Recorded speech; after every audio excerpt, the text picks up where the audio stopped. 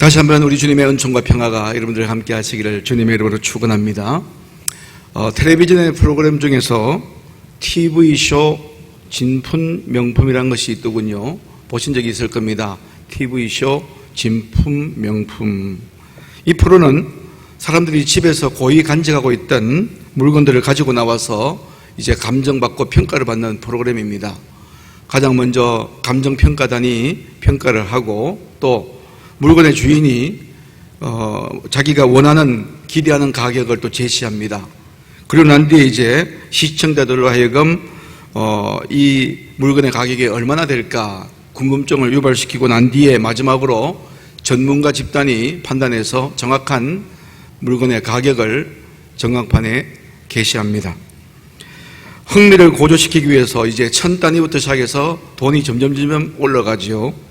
마침내 그 물건의 가격이 결정되면은 사람들의 반응은 제각각입니다.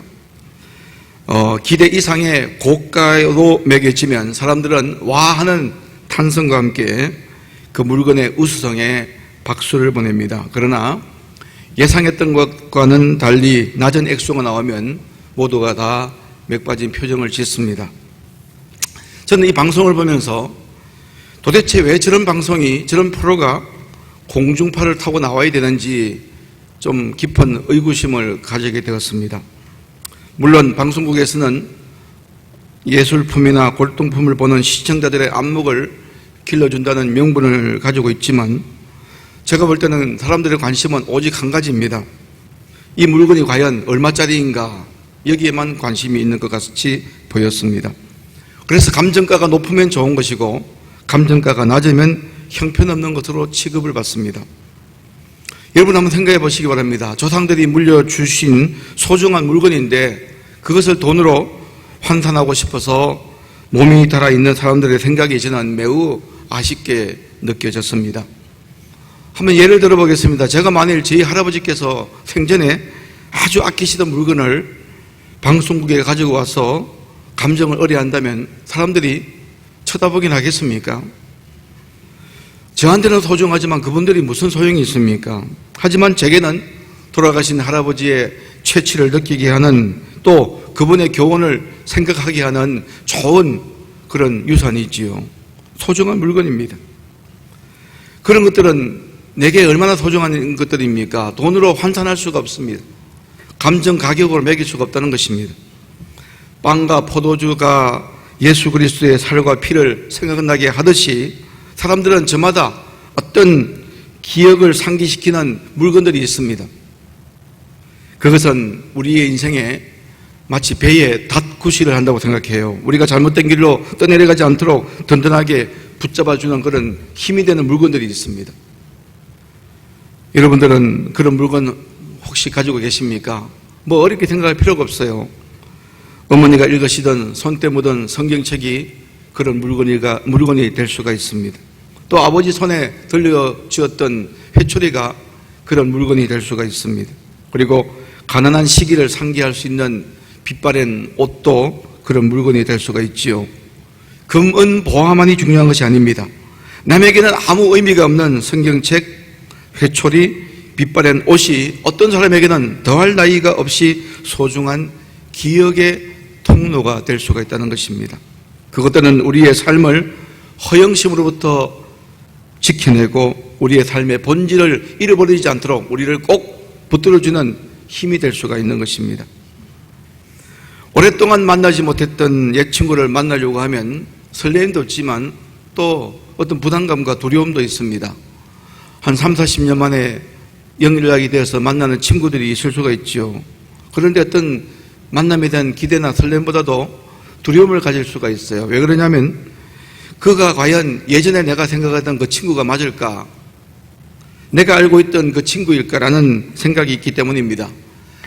아무리 좋은 친구라도 세월이 그 사람을 변하게 만들 수가 있기 때문이지요. 그런데 세월이 지나고 겉모습은 바뀌어도 그 친구가 과거나 지금이나 한결같음을 느낄 때 우리는 금세 예전처럼 친밀감을 느낄 수가 있습니다. 하지만 그가 전혀 예기치 않은 모습으로 변했다면 그 만남은 부담스러운 만남이 될 수밖에 없습니다. 제가 이 말씀을 드리는 이유가 있습니다. 우리가 지위가 달라지고 또 환경이 달라져도 우리는 항상 겸손하고 한결같이 친절하고 또 온유했던 우리의 본래의 첫 마음을 잃지 않는 사람이야말로 영원히 성숙한 사람이라고 할 수가 있겠습니다. 이제 이런 배경을 가지고 오늘 본문 역대하 말씀에 집중해 보도록 하겠습니다. 오늘 본문은 남유다 왕국의 10번째 왕인 우시아에 대한 이야기입니다. 오늘 본문 1절을 읽어드리겠습니다. 유다 온 백성이 나이가 16세 된 우시아를 세워 그의 아버지 아마샤를 대신하여 왕으로 삼으니.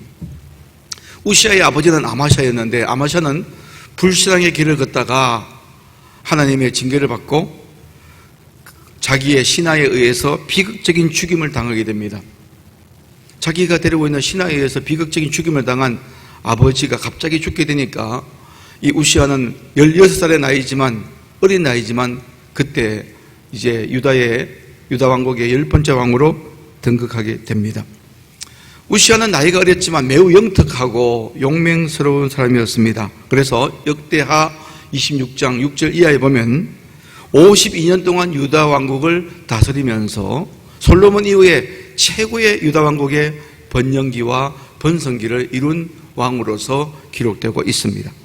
나라 안으로서는 각종 산업을 육성시켰고 나라 밖으로는 무역로를 확보하여 막대한 무역 흑자를 올렸습니다.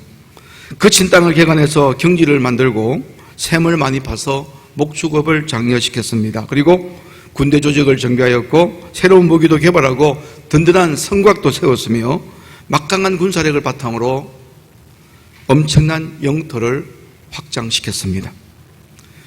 역대하 26장 8절입니다. 안몬 사람들이 우시아에게 조공을 바치매 우시아가 매우 강성하여 이름이 애굽 변방까지 퍼졌더라.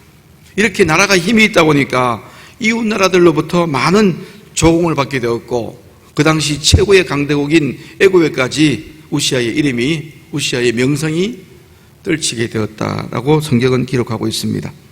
자, 그런데 성경은 우시아의 그와 같은 성공적인 사역을 그의 탁월한 능력 때문만은 아니라고 주장하고 있습니다.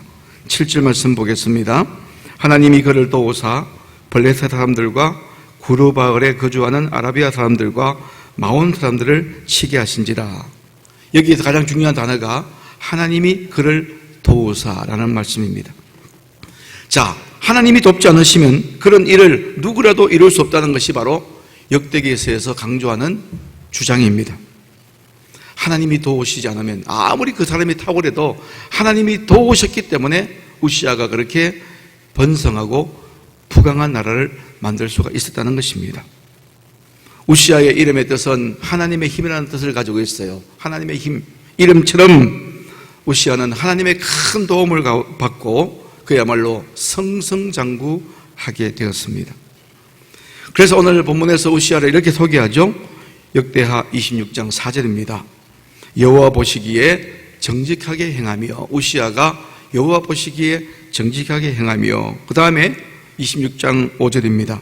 하나님의 묵시를 밝히 하는 스가랴가 사는 날에 하나님을 찾았고 그가 여호와를 찾을 동안에는 하나님이 형통하게 하셨더라.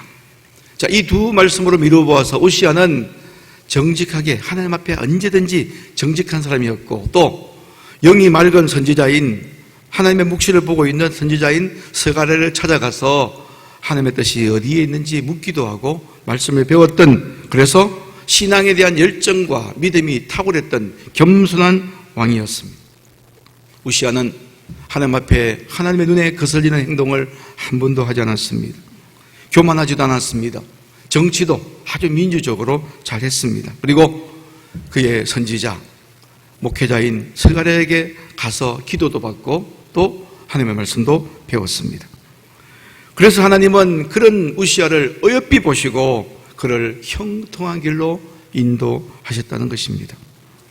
자, 그런데 우시아의 통치 기간이 50년인데 전반부는 이렇게 아름다웠어요. 제가 오늘 여러분에게 두 군데 말씀을 읽었죠. 1절부터 5절까지는 우시아의 전반부, 통치 기간의 전반부를 이야기하는 것이고 16절부터 마지막 절 22절까지는 우시아의 후반부의 모습인데 어떤 생각을 느끼게 합니까?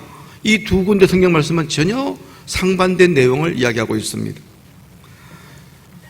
앞에서 읽었던 1절부터 5절까지는 우시아의 성장하고 성숙하고 또 아주 번영하는 모습을 우리에게 보여주었는가 하면, 뒷부분은 우시아의 몰락의 상황을 우리에게 제시하고 있습니다. 좀 이상하지 않습니까? 그렇게도 유능하고 겸손한 인물로 우시아를 묘사했던 역대기서의 내용이 갑자기 마치 다른 사람인 것처럼 우시아를 소개하고 있습니다. 그래서 우시아의 최종적인 평가는 부정적인 평가로 성경에 기록되어 있다는 것입니다. 왜냐하면 그가 처음에는 잘 나가다가 나중에는 너무 잘 나가다 보니까 교만해져서 악을 행하고 하나님 앞에 범죄할 수밖에 없었다는 것입니다. 자, 그런데 우시아의 이런 변화는요, 어느 날 갑자기 된 게 아니에요. 서서히, 오늘 성경 말씀에는 그냥 갑자기 된 것처럼 보이지만 서서히 시간이 가면서 점진적으로 이루어졌다는 것을 기억해야 될 것입니다. 오늘 말씀의 제목은 본래의 마음으로 돌아가자라는 말씀입니다. 오늘 우리가 가지고 있던 처음 신앙이 지금 잘 이어지고 있습니까? 오늘 무슨 일을 하든 우리가 처음에 가졌던 열정이 우리 삶 속에 그대로 타오르고 있습니까? 우리가 이제 새 집을 장만하고 이사를 가면 날마다 청소합니다. 왜? 집이 새 집이기 때문에 그 새 집에 걸맞는 청소를 깨끗이 해요. 자, 그러다가 어떻습니까? 어느 정도 시간이 흐르면 타성이 젖어서 이제 먼지에 대해서 아주 관대해집니다. 그래서 가구나 물건에 때가 붙어 있어도 그냥 별로 신경 쓰지 않습니다. 여러분, 왜 그럴까요? 처음에 물건을 샀을 때는 매일 애지중지하면서 닦다가 시간이 지나면 그냥 더러워져도 그냥 둬버립니다. 저는 이것이 우리 마음도 마찬가지예요. 우리 마음에 믿음의 열정이 막 차오르고 하나님을 향한 뜨거운 그런 은혜가 차오를 때는 우리 마음속에 조금이라도 점이 있고 흠이 있는 것 용납하지 않습니다. 하나님 앞에 나와 기도하고 겸손하게 회개하고 우리의 영혼과 우리의 마음을 깨끗하게 하려고 노력합니다. 그런데 어느 순간 우리 안에, 우리 마음의 정원에 잡초가 생기고 이끼가 끼고 때가 낍니다. 처음에는 좀 걱정하다가 자꾸만 이렇게 반복되다 보면은 내 안에 잡초가 있든 이끼가 끼든 때가 있든 별로 신경 쓰지도 않습니다. 어쩌면 우리가 잘 나가다가, 신앙적으로 잘 나가다가 또 여러 가지 일들 속에 잘 나가다가 우리 스스로 이렇게 무너지고 있는 것조차 모르는 우리들 자신의 모습을 여러분들은 한번 좀 생각해 볼 필요가 있습니다. 우시아가 그랬습니다. 그렇게 하나님께 어여삐 여김을 당하고 형통했던 우시아가 서서히 몰락하고 있었다는 것입니다. 그런데 성경에는요, 그가 서서히 몰락하고 있는 것을 보여주지 않고 형통했다가 갑자기 16절 말씀 보세요. 그가 강성하여짐에 그의 마음이 교만하여 악을 행하여 그의 하나님 여호와께 범죄하되.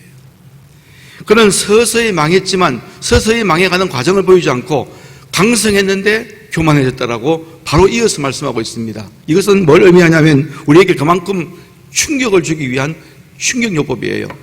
올라갈 때 조심하라. 형통할 때 조심하라. 일이 잘 될 때 자기 마음을 단속하라는 것을 말해주고 있습니다. 그런 의미에서 우시아의 문제는 강성할 때부터 시작이 된 것입니다. 나라가 부흥할 때부터 시작된 것입니다. 왜 그럴까요? 우리 인간은 다 우리 마음속에 악한 마음이 들어올 수 있기가 쉬운 그런 이상한 마음들이 있습니다. 자기가 이뤄놓은 일을 보면서 처음에는 하나님의 은혜였다고 고백하지만 이제 서서히 그것이 잘 되다 보니까, 매년 잘 되다 보니까 자기 마음속에 자부심이 생깁니다. 그래서 하나님의 도움을 얻으려고 하는 것보다도 이제 자기의 경험에 일관해서 자기의 판단과 자기의 경험에 의해서 일을 할 때가 많습니다. 잘 나가다 보면요, 선지자의 비판적인 충언보다도 자기에게 그냥 아첨만 하는 그런 아첨의 무리의 달콤한 말에만 귀를 기울이게 되는 것입니다. 어렵고 힘들 때는 절박한 마음으로 하나님 앞에 나와서 기도하고 하나님의 뜻을 물었지만, 그래서 서가랴 같은 영이 맑은 선지자를 찾아가서 하나님의 뜻을 물었지만, 이제는 잘 되다 보니까 자신의 경험과 자신의 판단에 비추어서 모든 일을 진행했습니다. 그런 의미에서 여러분, 이 16절 말씀 참 중요한 말씀입니다. 그가 강성해짐에 그의 마음이 교만하여 악을 행하여 그의 하나님 여호와께 범죄하되. 여러분, 올 한 해 인생을 성공하고 올 한 해 믿음의 삶에서 성공하기를 원한다면 이 16절 말씀을 통해서 자기를 철저하게 단속하게 되기를 주님의 이름으로 축원합니다. 강성하여 짐에 그의 마음이 교만하여 악을 행하여 하나님께 범죄했다. 하는 일이 잘 될 때일수록 이 말씀에 비추어 자기 자신을 철저하게 단속해야 됩니다. 이렇게 우시아는요, 처음 왕이 될 때에 본래의 믿음과 본래의 마음을 잃어버리고 그만 병든 자가 되고 말았습니다. 우리도 마찬가지입니다. 하나님의 자녀로 날마다 은혜 가운데 살기를 원한다면 이러한 성공신화를 경계할 수가 있어야 됩니다. 우리가 처음부터 가지고 있었던 본래의 순결한 마음과 이 뜨거운 신앙, 믿음의 초심을 우리가 잃지 않도록 노력해야 될 것입니다. 우리가 좀 살다 보면은 경제생활이 넉넉해지고 또 씀씀이가 늘어나고 또 우리의 서 있는 자리가 자꾸 확대되다 보면은 착각합니다. 우리의 생각도 바뀌는 거예요. 그래서 예수님께서 말씀하셨죠. 마태복음 5장 8절에서 이렇게 말씀하셨습니다. 마음이 청결한 자는 복이 있나니 그들이 하나님을 볼 것이요. 누가 하나님을 볼 수 있고 누가 하나님의 복을 얻을 수 있고 누가 하나님 앞에 나올 수 있습니까? 마음이 깨끗한 자만이 진정으로 하나님을 만날 수 있고 하나님의 은혜를 체험할 수 있고 하나님의 능력을 얻을 수 있다는 것입니다. 사람은요, 이렇게 간사하고 오만합니다. 미국의 하버드 대학교의 신학 교수인 하비 콕스라는 분은 이런 말을 했습니다. 인간은 삶을 위한 기술, 생산과 소유를 위한 분배 방법을 바꿀 때 그의 신까지도 바꾼다. 물질을 사용하는 방식을 바꾸면 신까지도 바꾼다는 이 말이 얼마나 두려운 말씀인지 몰라요. 지금까지 우리가 그렇게 살아왔는지도 모릅니다. 성공이기를 위해서는 본래의 마음을 잃어버려서는 안 될 것입니다. 자신의 과거 역사를 기억하게 하는 어머니의 손때 묻은 성경책, 아버지의 흔적이 고스란히 남아있는 회초리를 소중하게 간직하고 살아가는 사람들처럼 우리는 항상 처음 가졌던 순수한 신앙을 잃지 않기 위해서 우리는 늘 깨어 있어야 될 줄로 믿습니다. 교만이라고 하는 것이 들어왔기 때문에 이 우시아가 망가지게 되었는데, 여러분, 교만은 보이지 않지만 이 교만한 마음 자체가 우리에게 불행의 시작이 됩니다. 교만이 우리에게 주는 불행은요, 한 세 가지가 있다고 생각할 수가 있습니다. 교만한 마음이 우리에게 주는 불행, 첫 번째는요, 자기 스스로를 속이고 기만하게 합니다. 갈라디아서 6장 3절입니다. 만일 누가 아무것도 되지 못하고 된 줄로 생각하면 스스로 속입니다. 이 교만은요, 자기 자신을 제대로 보지 못하게 해요. 자기 스스로 속게 만듭니다. 교만한 사람의 눈이 자기 자신을 향하는 법은 별로 없습니다. 항상 그의 눈길은 남의 허물 찾기에 분주합니다. 어떤 분이 그런 말씀도 하시더군요. 우리가 이웃을 바라보는 시선으로 하나님이 우리를 바라본다면 우리 가운데 구원받을 자가 아무도 없다. 무슨 말씀인지 아시겠죠? 우리가 이웃을 바라보는 시각으로 하나님 우리를 바라보신다면 누가 구원받을 수가 있겠습니까? 정말 두려운 말씀이 아닐 수가 없습니다. 교만은 자기 자신을 속입니다. 두 번째로 교만한 마음이 주는 두 번째 불행은요, 그 마음에 하나님이 머무실 자리가 없습니다. 교만으로 가득 찰수록 우리 안에 하나님이 머무실 자리가 없어요. 여러분, 이거 냉정하게 생각하셔야 됩니다. 하나님이 내 속에 머무실 자리가 없다는 것 단순하지 않습니다. 우리의 힘의 근원 되시고 생명의 근원 되시고 우리의 능력의 근원 되시는 하나님이 내 안에 계시지 않는다? 그럼 우리 인생이 뭡니까? 금방 시들어버리고 말 것입니다. 우리의 힘과 능력과 생명의 근원 되시는 하나님이 머무실 자리를 확보하기를 원한다면 우리는 이 교만한 마음에서 벗어나야 되는 줄로 믿습니다. 시편 18편 27편입니다. 주께서 곤고한 백성은 구원하시고 교만한 눈은 낮추시리이다. 여기서 곤고하다는 번역보다도 겸손하다는 번역이 맞습니다.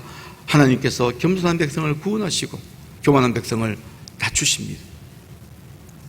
교만한 마음이 주는 세 번째 불행은요, 인간성이 황폐하게 됩니다.